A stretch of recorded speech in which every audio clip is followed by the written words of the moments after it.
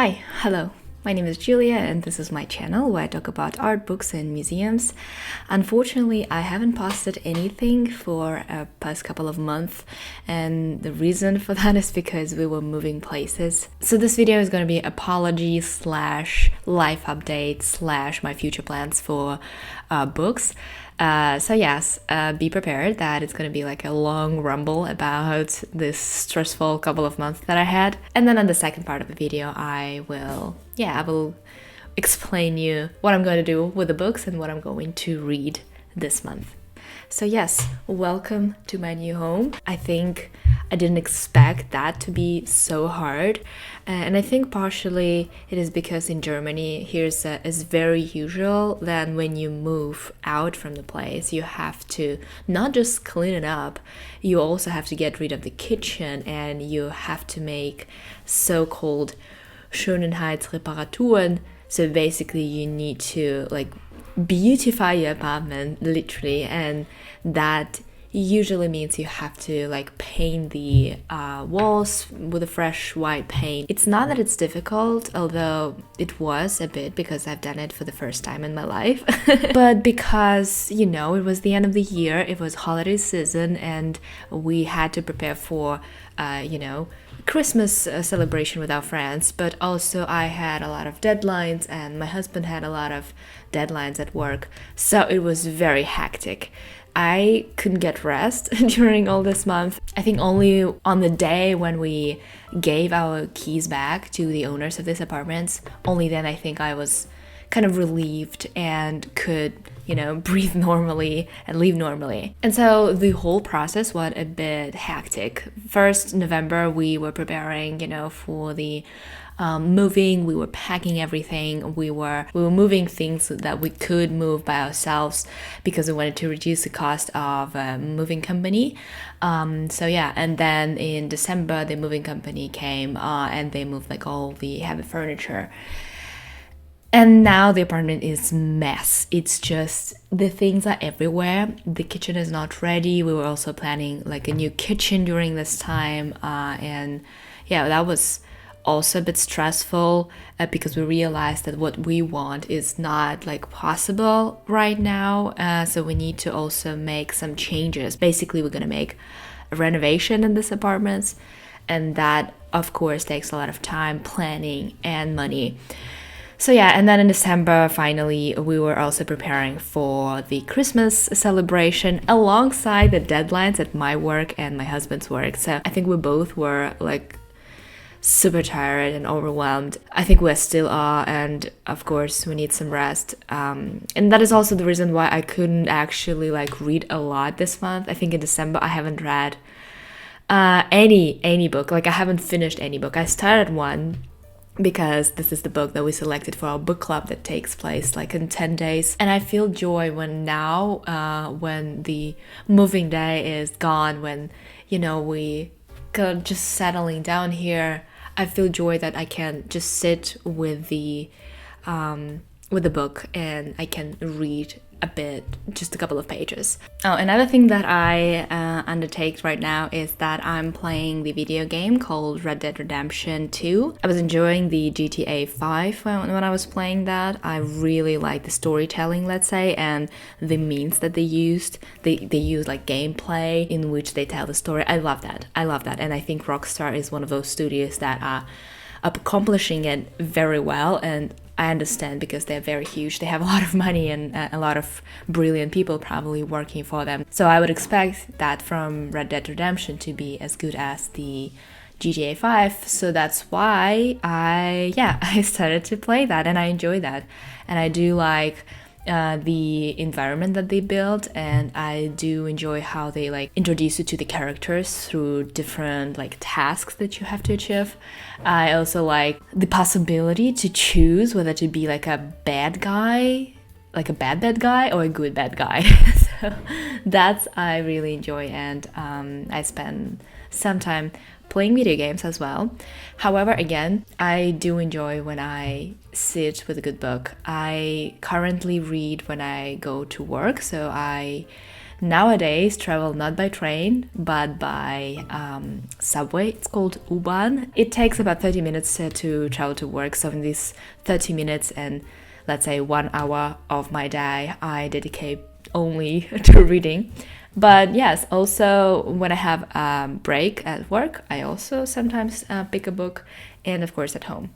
So what I'm reading right now, let me just quickly go through these two books. So this is the book that we selected for our book club in January. So it's a December book club, but it will take place in January. So this is the Bernardine Evaristo, Girl, Woman, Other. So far I've read, I think, a third or maybe like a half of it. I'm enjoying it very much. I do like that the perspective to tell the condition of women in, especially women of color in the UK through this book. I do enjoy that, and I think it's going to be like very interesting discussion during the book club. So yeah, this is it. The next book I'm reading this month, or this time, let's say, is Vladimir Nabokov, Pnin.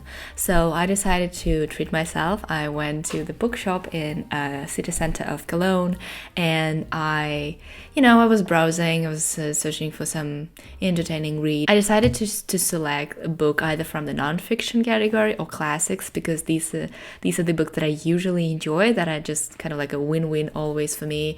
And yes, I decided, and I've seen like this beautiful cover of Vladimir Nabokov, Pnin, and I decided, yeah, why not? So this is a story about the professor from the Russian Empire who, after the revolution or during the revolution, immigrated to the United States.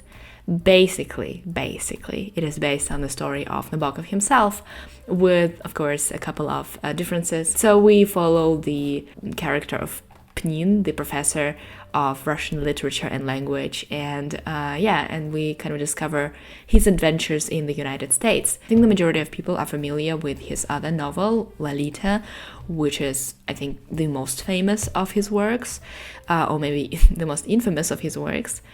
And I am that person. I'm one of those people who know only one novel from Nabokov. I've read Lolita when I was a teenager, and I think at that time I treated it as, for example, Chuck Palahniuk or, I don't know, Henry Miller. So it was that, masculine literature, and that you reading just to, get acquainted with these characters, these people. So for me, Lolita was in that area. I couldn't understand it from like a very deep critical perspective, but I was like, yeah, okay, sure, why not? With the time I came to a realization that it is still a story about pedophile, and it is quite disturbing to think about it, that Nabokov had a gut to write this book. So, and throughout my life, I noticed that Nabokov is such a controversial person. So you either hate him because of Lolita, or a lot of people actually love him because of his other works and because of his ability to, write in beautiful language. So I decided to, read more of his books, and yes, why not? Pnin, I will start with that one.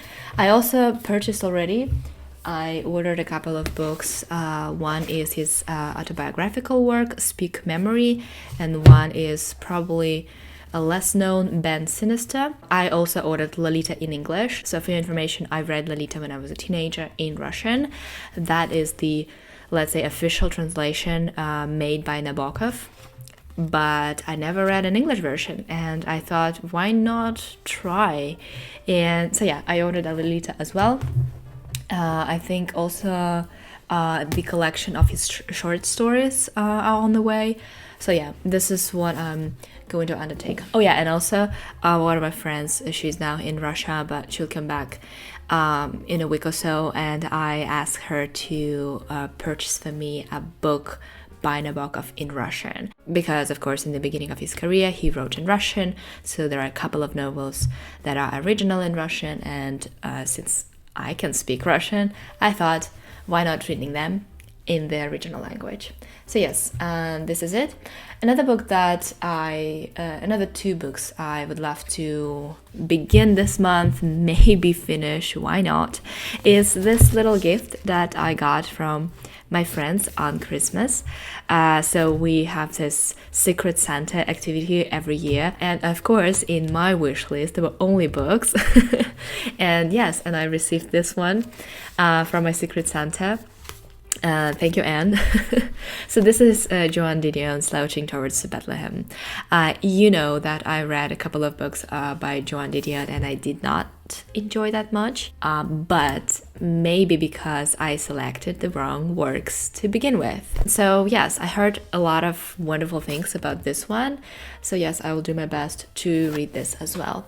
And in case I have time, I have Dispatches by Michael Hare, I think his name. So yeah, this is as far as I remember, this is a story about journalists in the Vietnam War. So this is part of my little project of reading books about war. And media and journalism is a very peculiar and also important thing in the war, because especially in the 21st century, you know, it's not just the war between the weapons, but also information and propaganda in case of some wars. So yes, I would love to learn this perspective. I expect that to be a very difficult, let's say, experience, because, you know, when you're listening to the opinions of those who are at war, of the soldiers, of the officers, you might, you know, be affected and see another perspective of the war. So I'm ready for that. I'm really excited about that. So yeah, this is it. This is what I have for now. I'm going to take slow this year. I think I'm not gonna push myself with, like, you know, reading thousands of books. I think this year motto is quality over quantity, and I would love to read more important, let's say, classical nonfiction literature that actually makes sense, rather than, you know, novels that probably will be forgotten in a couple of years.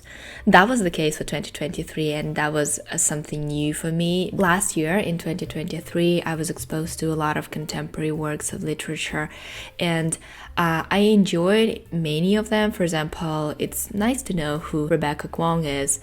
However, I think it was just, you know, it's just too many stories in one head, and I don't have time to actually, like, digest them. So I thought, like, maybe I better read, like, more books that make sense for me, and only then, if I have time, if I have, you know, mood, I can pick something new. Another, let's say, project that I have is that I actually filmed my whole library when I was packing all the books. So now it is in this condition, and also a couple of books are still in the boxes. So yes, I will make a video about what my library consists of, so you will know.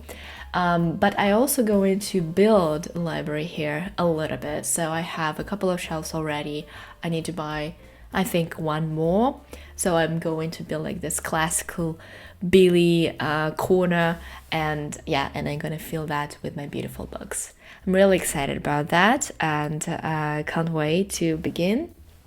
And it will happen, I hope, soon, but I think first we need to concentrate on the kitchen. That is not ready yet, and it's very important for us as a family. We love cooking. I love making meals.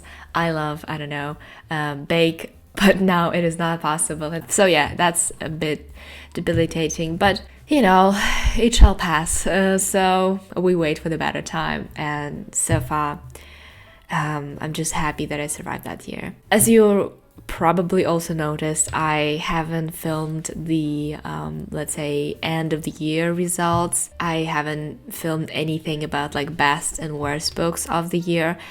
If you want, I can of course name you, like, some of the best books. For example, of the last year was Count Monte Cristo, obviously, by Dumas, or for example Song of Solomon by Morrison.